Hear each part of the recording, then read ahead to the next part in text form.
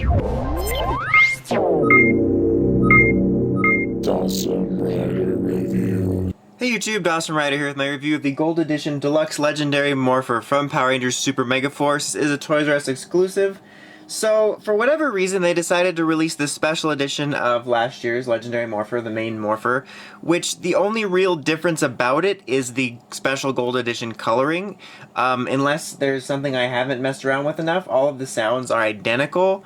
It's kind of pointless. I mean, I'll admit, there is a part of me that likes little special editions like this and thinks that it looks neat, but I just really think I'd rather just move on to the next series. But given the fact that we're getting more Ranger key packs, maybe they could have included something special about it, maybe some different sounds like the Legend Pirates, or the, yeah, I didn't really like that one though. They took out some stuff. I'm not a fan of it, but still, it could have been a good opportunity, since they're, you know, extending the line from last year a little bit to give you a reason to pick this up. But anyway, let's go ahead and jump in. I guess we'll start with the keys. So you essentially get the same team keys as you get with the regular Legendary Morpher, which is Mighty Morphin and Super Megaforce, except they are golden instead of the regular red color they would be, which I admit, like I said, is pretty neat. There's a part of me that likes little special editions like this, and it does look pretty cool. The color on it is pretty solid. I feel like the keys of like Solaris Knight and RPM Gold and Silver are shinier, but it could just be me. But it still looks pretty good. The camera's picking it pretty well. It's got a nice shine to it. I think it looks pretty neat, actually, just as a little sort of, you know, display piece. Not bad looking. Obviously, they do have key mode like usual, so just put their little hands up, flip them around, and you have the same sticker here with the same symbol, except it's like this shiny gold sticker, which looks kind of cool. It's like, I love gold! That was terrible. But yeah, so that's what that looks like. It's so shiny that it's like having a hard time picking it up without reflecting. And then you got Super Megaforce here, which is also in gold, which looks pretty cool as well. Got its key mode. Also, super shiny. The Super Megaforce symbol is a lot easier to pick up than Mighty Morphin's in terms of like it shining. But yeah, that's what they look like. Two golden keys. I'll set them aside in a minute. We'll do the sounds. So here's the Morpher itself. The only real difference being the gold on the inside here. The number plate is in this sort of chrome gold. Chrome-plated gold, the same thing with the little sword symbols here. When you close it up, let's go ahead and show a comparison. This is the gold one, obviously. This is the old one.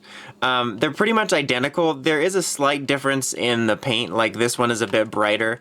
I think that's on the inside as well. But other than that, there's nothing that makes this stand out, like, very much. Like, if you were to show these to me closed, it would probably take me a little while to even just think about that this is a little bit brighter. And then when you open them up, obviously the difference is there. The shiny gold plate compared to the regular silver, the different number pads. The color here is slightly more like shiny. There's a slight difference in the regular colors. They're identical, you know, colors used, but there is a slight difference there, but it's hardly anything to write home about. So that's pretty much the difference look-wise. We'll open it up in a minute and show sounds. The sounds, like I said, are identical.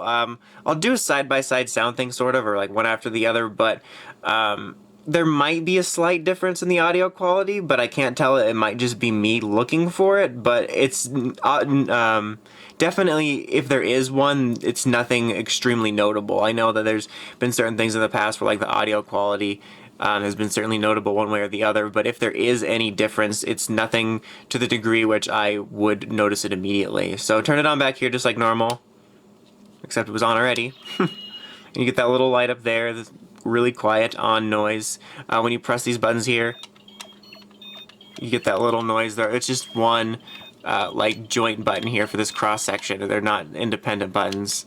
This one, turn it on as well. Just that wasn't even, I was just doing it with my mouth. That sounded gross. But yeah, you can hear it's pretty much the same. I really can't detect much of a difference in the sound quality there. So it does function with keys, obviously, otherwise what would be the point? So let's put it in.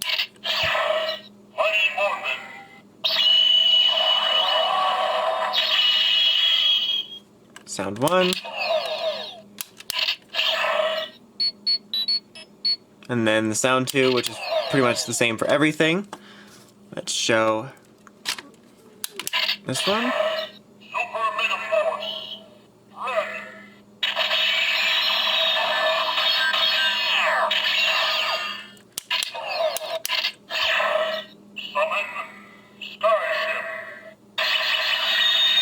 So as you can see, it's pretty much all the same.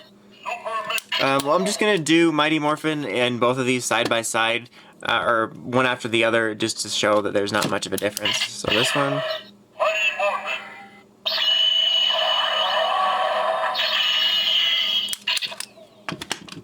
And then this one here.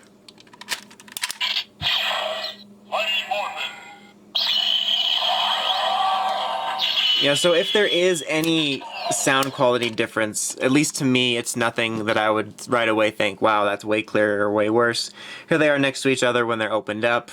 But that's really about it. It would pretty much just sort of be a waste of time to show all the other sounds, which I've already shown in other reviews. I'll put a link up here, hopefully if I remember, to my Super Megaforce reviews, and then there you can find the original Legendary Morpher review and my key sets reviews if you're interested in checking out the other sounds, because they do the exact same thing.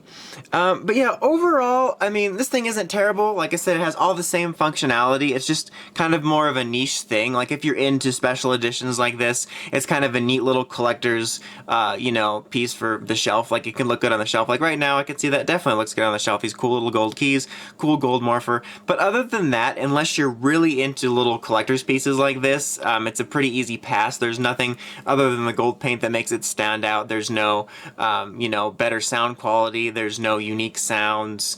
Yeah, so it's more of a niche thing ultimately. Like I said, I think they could have taken the opportunity to maybe make it a little more special since they are extending the line, but obviously they didn't do that. But anyway, that's about it. Until next time, make sure you check out the Crazy Podcast at writersrangersrambles.com. And of course, don't forget to like, comment, and subscribe. Until next time, it's Dawson Ryder, signing out.